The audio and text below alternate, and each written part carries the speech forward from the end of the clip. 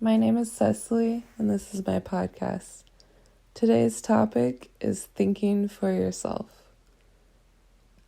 I feel like growing up, nobody ever teaches you that. It's always just do what I say, do what I say, do what I say. And there's always some type of consequence, like fear behind it. But are we teaching our kids to think for ourselves?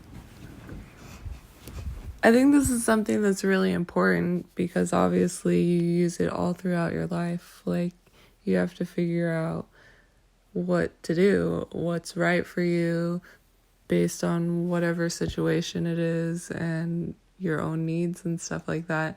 So, I feel like it's really important, and not enough people are showing their kids that.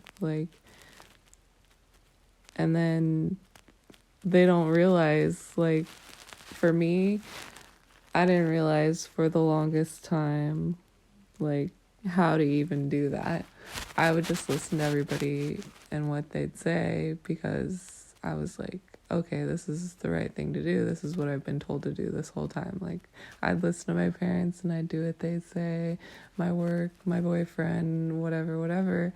But then there's a time where that's not working for you anymore, and it conflicts against yourself, and where that's not always the right thing.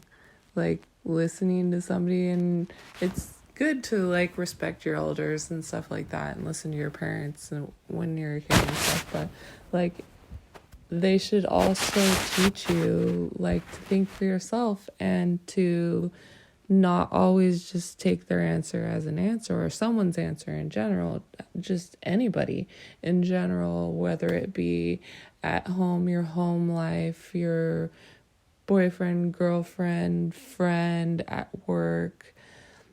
Sometimes their way isn't the right way, and you have to pick your battles.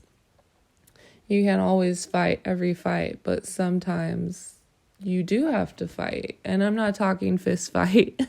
I'm just talking, sorting out your issues, talking about it. And somebody might be saying, oh, this is the right way, and then you don't agree, or it's epically wrong on your moral scale or whatever, or just how you feel in general.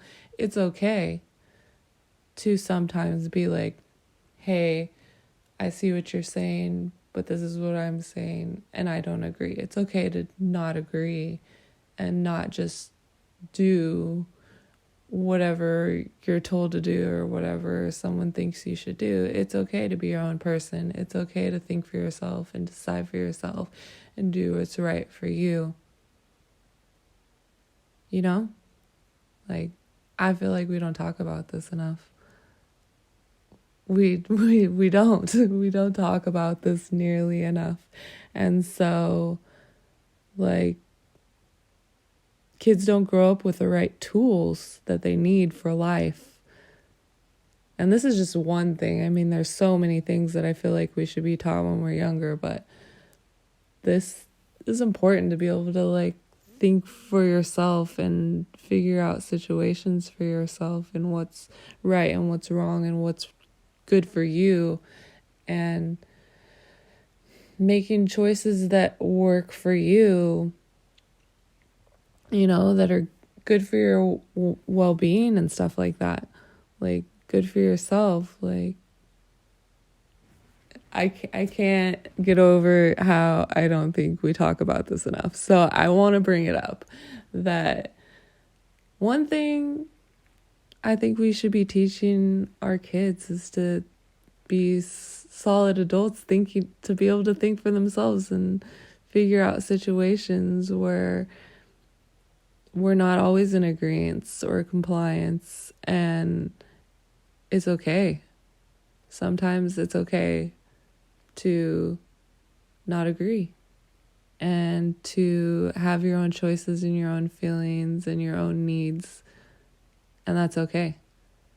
It's not frowned upon.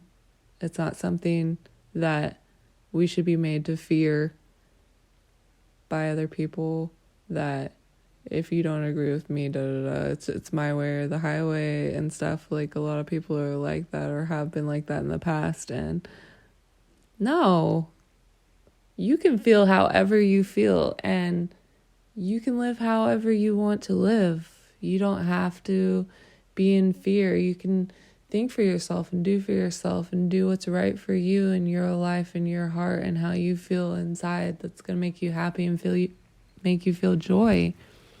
And that's okay. And I just thought that was something that we should talk about. Have a nice day.